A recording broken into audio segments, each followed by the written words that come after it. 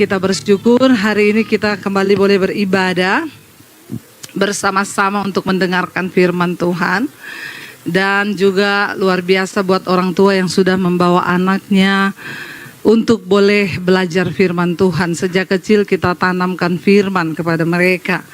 Iya, hari ini tema firman Tuhan adalah masih dalam satu tema di bulan ini, bagaimana kita membangun relasi dengan sesama, dan subtemanya adalah ya menjadi hidup yang menjadi berkat bagi masyarakat.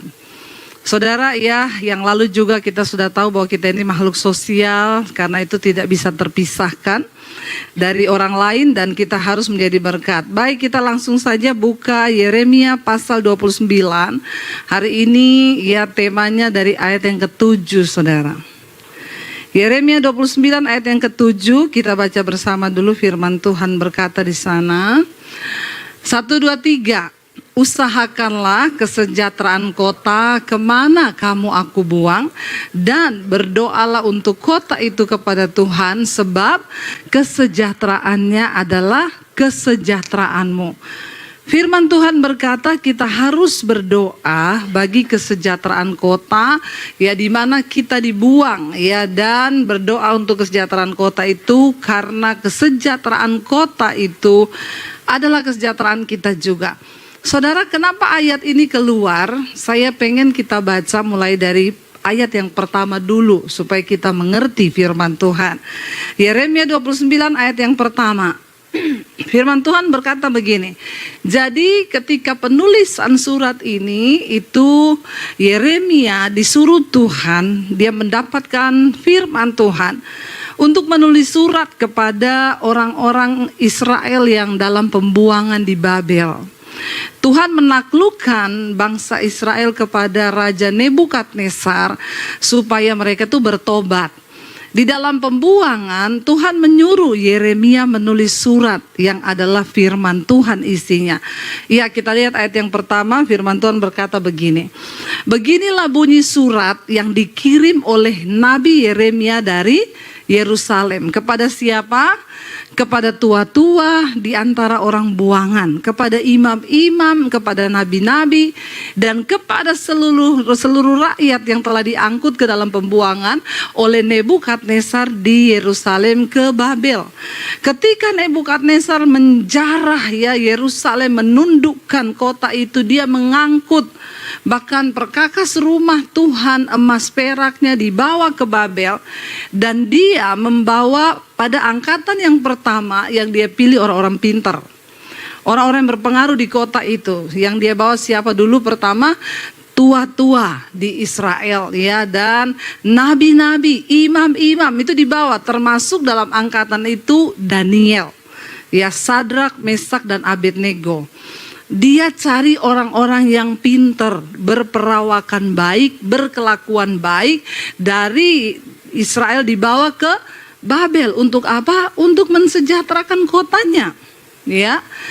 Saudara, kita lihat di sini. Lalu ayat yang kedua berkata di sana, firman Tuhan berkata, Saudara, ayat yang kedua kita baca bersama. Itu terjadi sesudah Raja Yekonya beserta ibu suri dan pegawai-pegawai istana, pemuka-pemuka Yehuda dan Yerusalem, tukang dan pandai besi, ya, itu setelah keluar dari Yerusalem, semua disuruh. Orang-orang ahli, tukang-tukang, pokoknya semua yang pintar dibawa ke Babel untuk membangun negeri Babel yang tidak takut akan Tuhan, penyembah berhala. Ya, saya waktu baca kitab Daniel itu, saudara, luar biasa loh. Raja memilih orang-orang yang hidupnya tidak bercela untuk membangun ya negeri yang tidak takut Tuhan. Dibutuhkan orang-orang kudus. Itu negeri yang gak takut Tuhan loh ya, yang tidak menyembah Allah.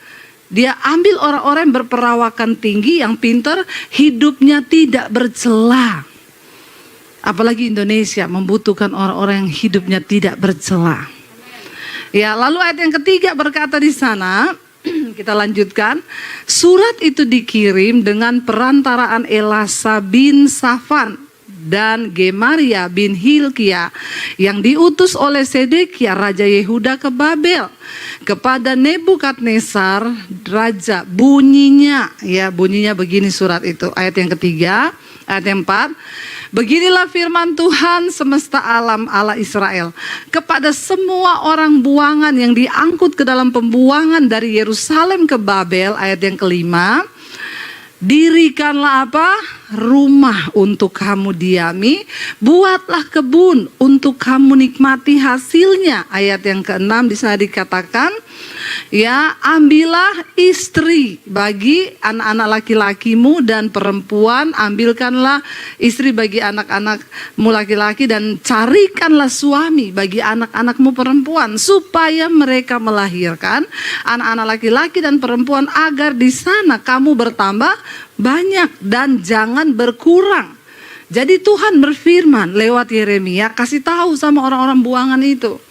Ya, dan ayat yang ke-7 tadi yang kita baca saudara menjadi ayat tema hari ini adalah, ya, usahakanlah kesejahteraan kota di mana kamu aku buang dan berdoalah untuk kota itu karena kesejahteraannya adalah kesejahteraanmu juga. Enggak peduli ketika itu mereka sedang dalam pembuangan, tidak enak. Keadaan tidak bisa mengizinkan untuk mereka berbahagia, tetapi Tuhan menuntut setiap mereka menjadi anak Tuhan, bukan hanya bisa berbahagia, tapi bisa menjadi berkat untuk kota itu. Amin. Bagaimana caranya? Kita balik ke ayat 5 tadi.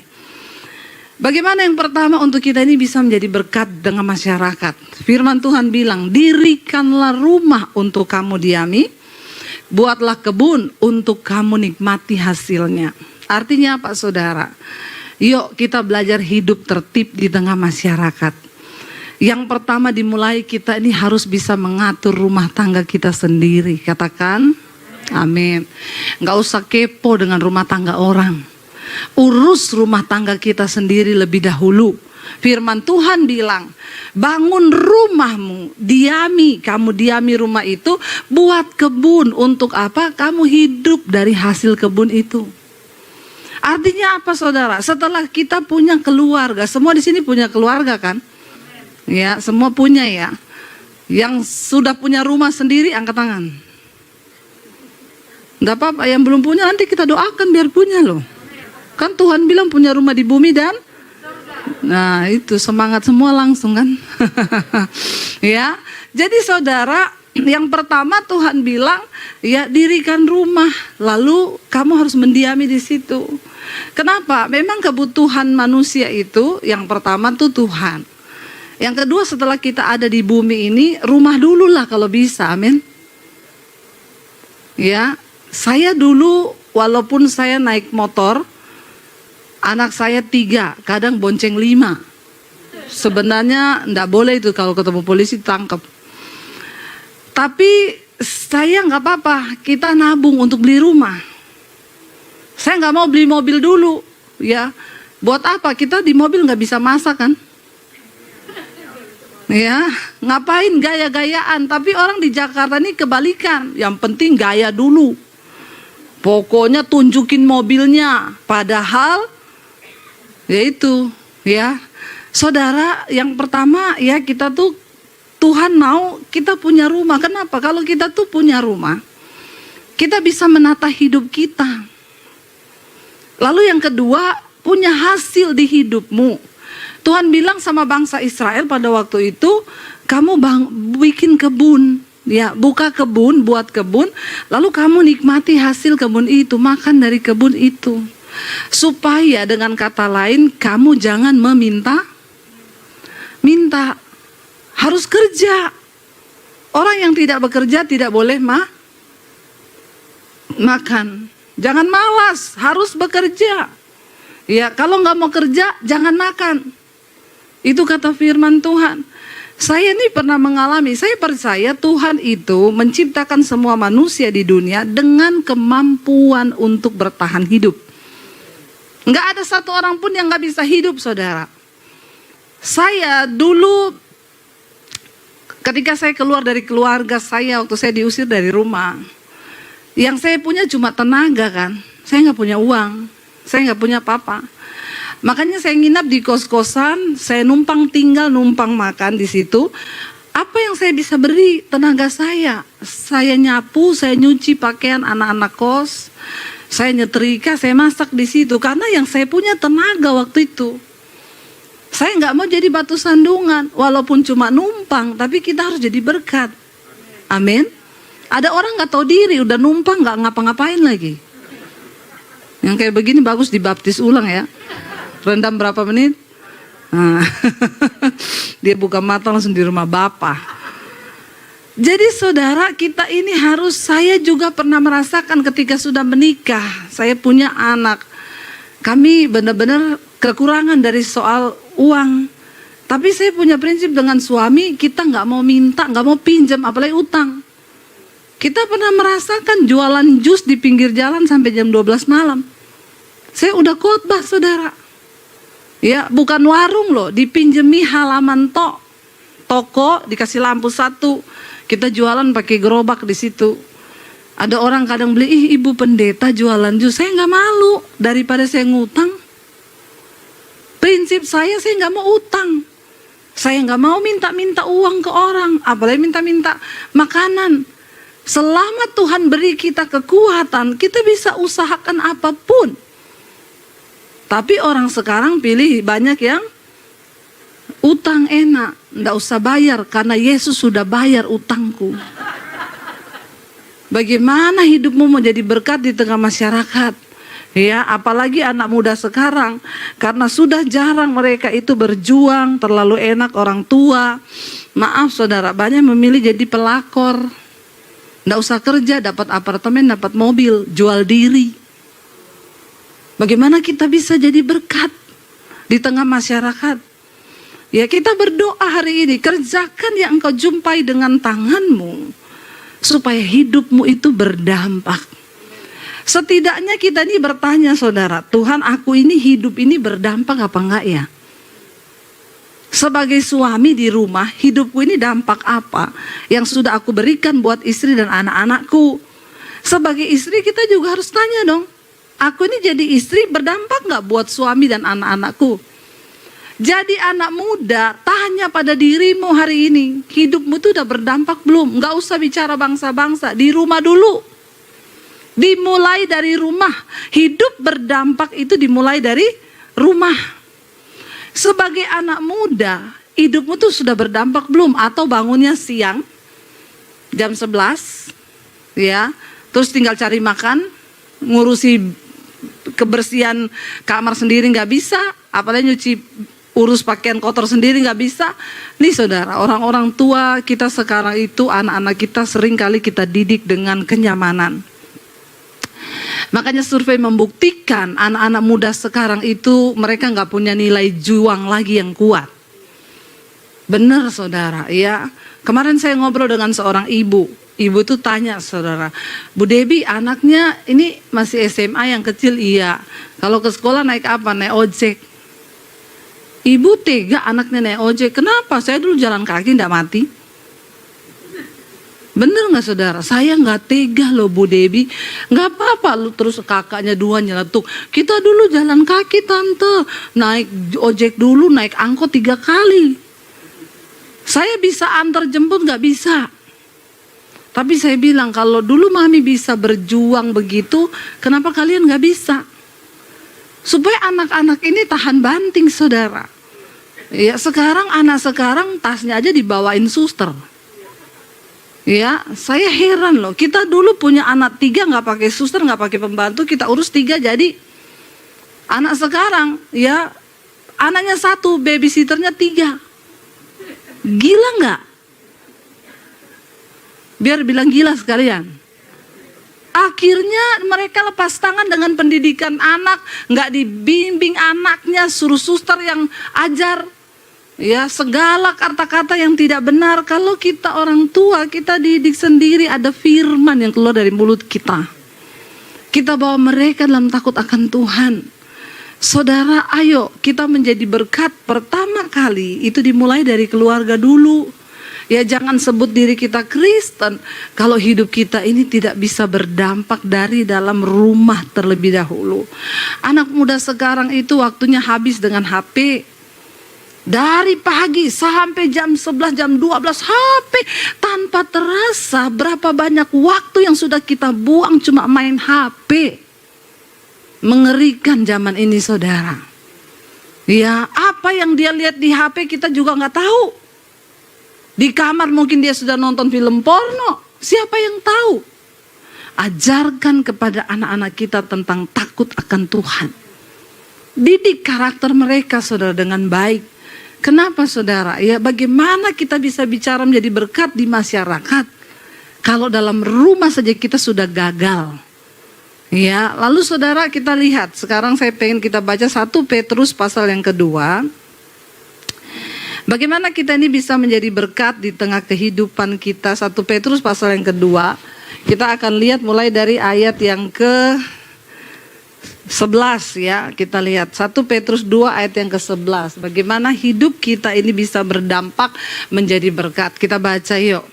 Saudara-saudaraku yang kekasih, aku menasihati kamu supaya sebagai pendatang dan perantau kamu menjauhkan diri dari keinginan-keinginan daging yang berjuang melawan jiwa.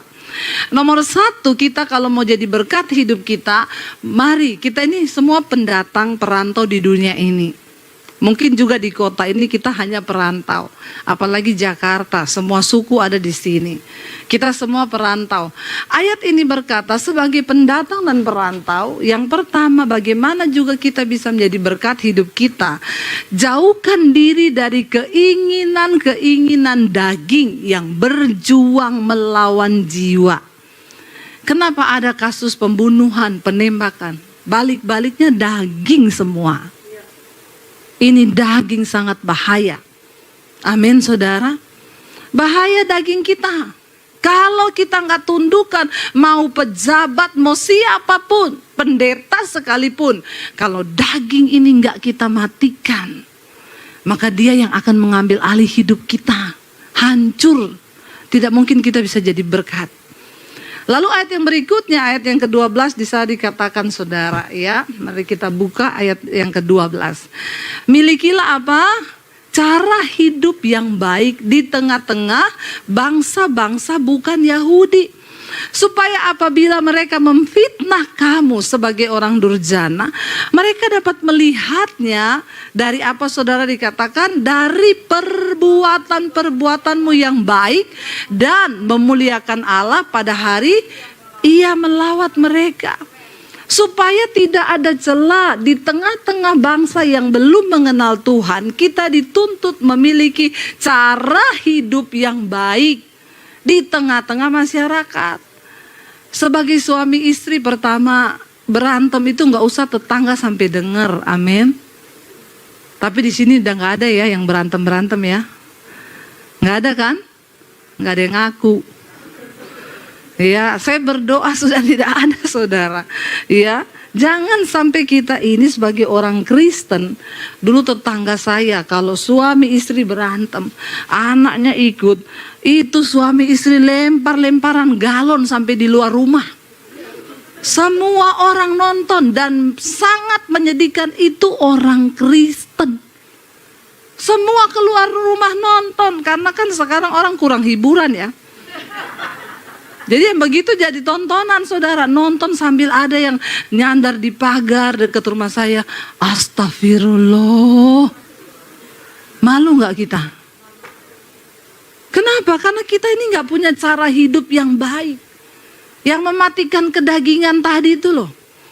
Berantem suami istri dan itu terjadi hampir tiap hari. Bayangkan apa tetangga itu gak terganggu. Bagaimana kita bisa menjadi berkat di tengah masyarakat? Ya, mari kita miliki cara hidup di tengah-tengah bangsa yang tidak mengenal Allah, supaya kalau mereka itu fitnah kita ini kan selalu orang cari celah kan. Maaf saudara, ini kasus yang sedang berada di ya Polri hari-hari ini, mulai banyak juga yang menggoreng. Ya, saya baca berita Jenderal Kristen kepercayaannya ini. Sekarang mulai diangkat nih agama-agama yang dibawa. Makanya kenapa kita benar-benar harus hidup dalam takut Tuhan? Karena kita ini disoroti, saudara. Orang sangat mencari kelemahan kita sebagai orang yang percaya pada Yesus. Sedikit kita buka celah, yang diangkat tuh agama. Yang dibawa itu agama. Makanya firman Tuhan ini bilang, di tengah-tengah bangsa yang tidak mengenal Tuhan kita, milikilah cara hidup yang baik. Supaya apabila mereka fitnah kita, mereka bisa melihat dari perbuatan hidup kita. Di dalam bertetangga, nggak usah bicara soal kecamatan dulu, bangsa, RT lah. Kita di rukun tetangga. Bagaimana hidup kita? Kebersihan di rumah kita. Ya, jangan sampai dulu tuh saya pernah punya tetangga. Rumah saya itu bukan soal besar atau kaya atau enggak ya.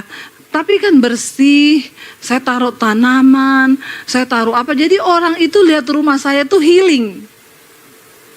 Tapi saya lihat rumah tetangga saya, sinting. Kan sekarang dua, kalau nggak healing sinting ya. Dia enak keluar rumah, lihat rumah saya tanaman gantung-gantung, ada kembang kembojanya berbunga. Saya keluar rumah, lihat pakaian dalam dia gantung semua di atas rumah. Di depan pintu itu Batman bergantungan, saudara. Itu kan aduh ya saudara, merusak pemandangan loh. Bagaimana hidup menjadi berkat? Orang keluar lihat rumahnya, sampah di depan rumah orang Kristen. Ya, ayo kita nih berdoa supaya hidup kita dari hal-hal kecil. Nggak usah ngomong yang terlalu besar. Mau bernubuat bagi bangsa, Pret. Yang kecil-kecil ini loh. Ya, bayar iuran di RT jangan telat. Kalau perlu lunasi setahun.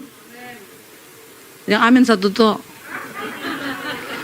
Uang sampah, uang apa, saya dibawain list, Bu Debi ini loh. Ini loh, yang telat-telat ini udah 3 bulan gak bayar. Orang Kristen. Bikin malu gak saudara? Ya, itu kita sudah tidak menjadi berkat. Biar kebaikan hatimu tuh diketahui semua orang. Anak saya itu ada paket dititipi di pos satpam. Dia ambil, Pak, titipan yang buat saya. Siapa ya? Kamu anaknya siapa? Anaknya Bu Debi, nomor rumah ini. Oh, ibu baik. Loh, saya di pos security orang bilang ibu baik loh. Kenapa? Dia pulang ada roti 1 dus. Pak, stop. Nih ada roti bagi-bagi ya. Siap Bu, terima kasih ya Bu. Ya, tiap bulan ngasih sembako. Ada berapa security di sini? Kalau kita bisa berbuat baik, kenapa enggak? Amin. Supaya iman kita ini tidak dijelek-jelekin, saudara. Supaya kita ini bisa menjadi berkat. Terutama buat orang-orang yang belum mengenal Tuhan. Iya, jangan telat bayar iuran, bayar sampah, berkati orang-orang yang berkekurangan di sekeliling kita. Iya, lalu ayat yang berikutnya berkata apa saudara? Bisa dikatakan, tunduklah karena Allah kepada semua lembaga manusia, baik kepada raja, kepada presiden sebagai pemegang kekuasaan tertinggi. Lalu ayat 14 berkata, juga saudara di sana dikatakan 14, maupun kepada siapa? Wali-wali yang diutusnya untuk menghukum orang-orang yang berbuat jahat dan menghormati orang-orang yang berbuat baik.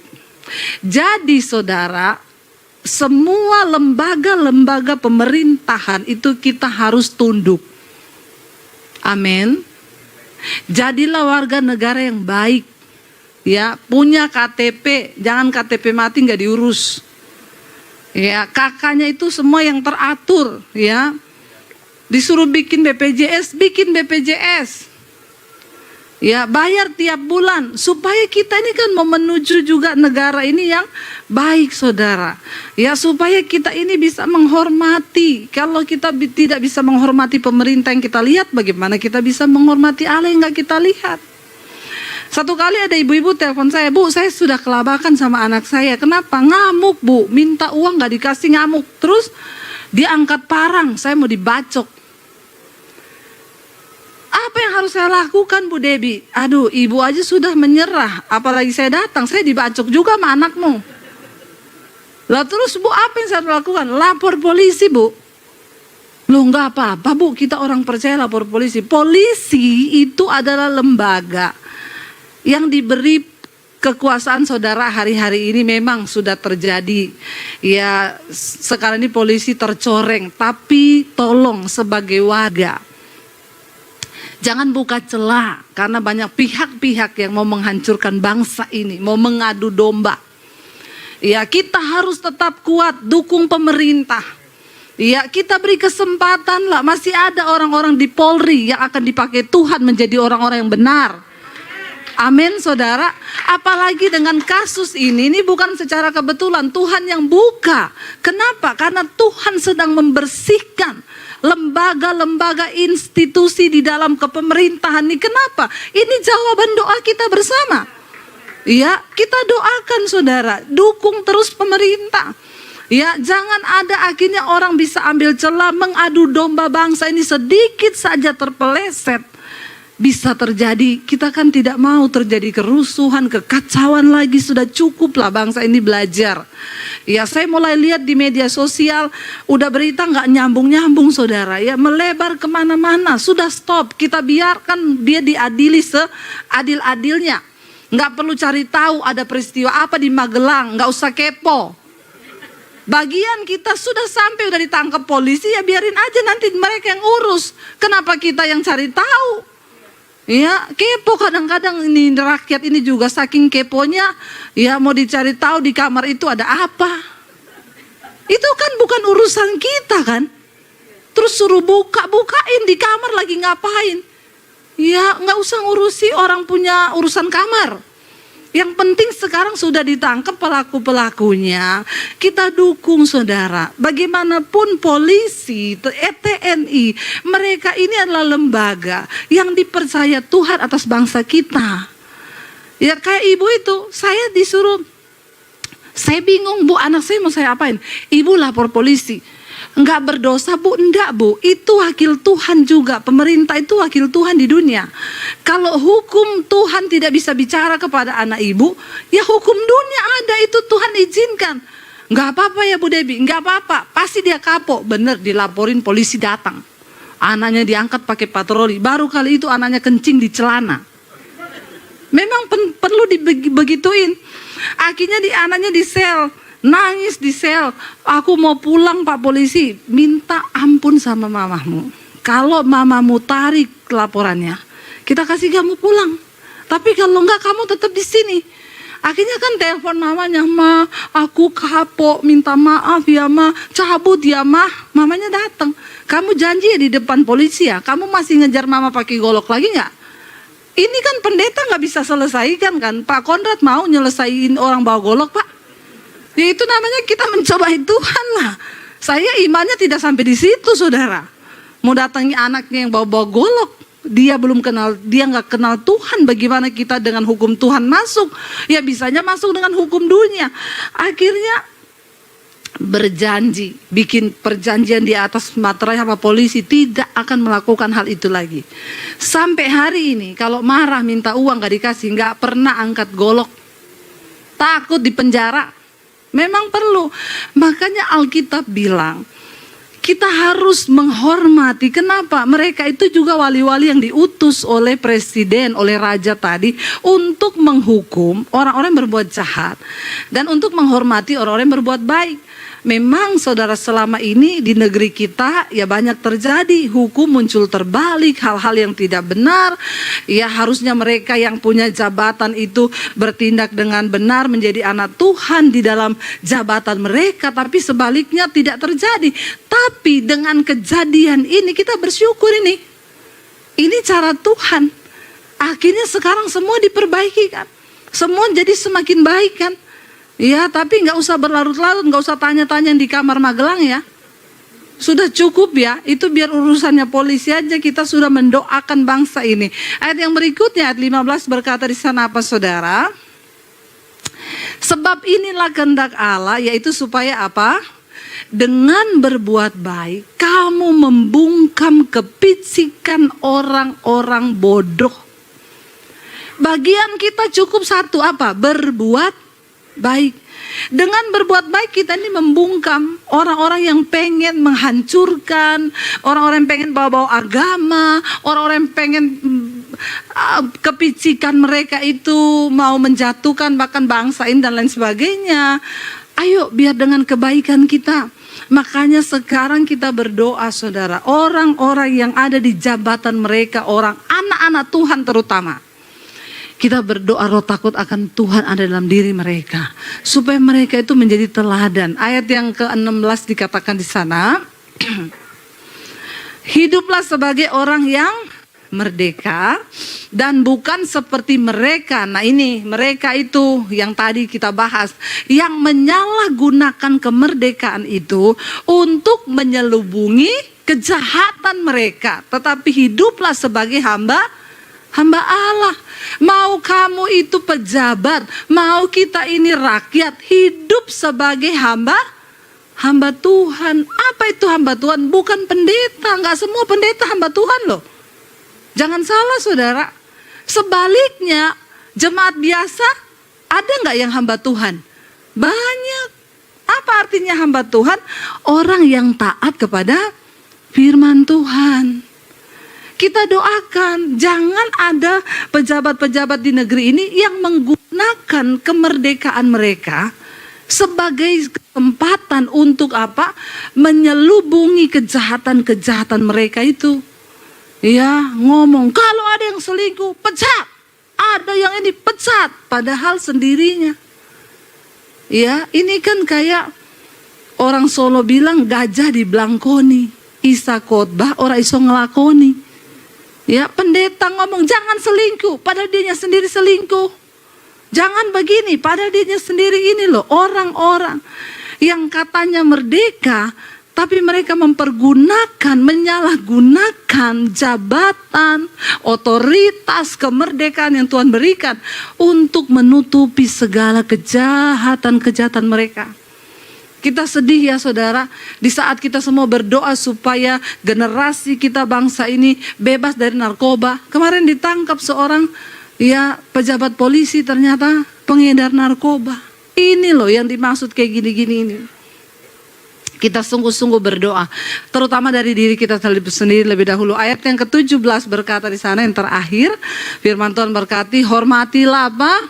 Semua orang, kasihilah saudara-saudaramu, takutlah akan Allah, hormatilah presiden.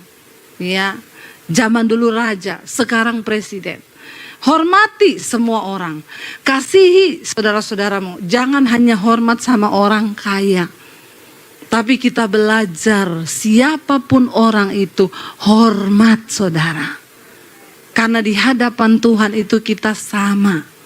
Saya sering kali menemukan orang-orang Kristen itu kadang-kadang memandang orang sebelah mata ya. Saya itu pernah pelayanan di satu gereja, naik ke lift, ada ibu-ibu dua naik. Ya buru-buru naik saudara, mereka gak kenal saya.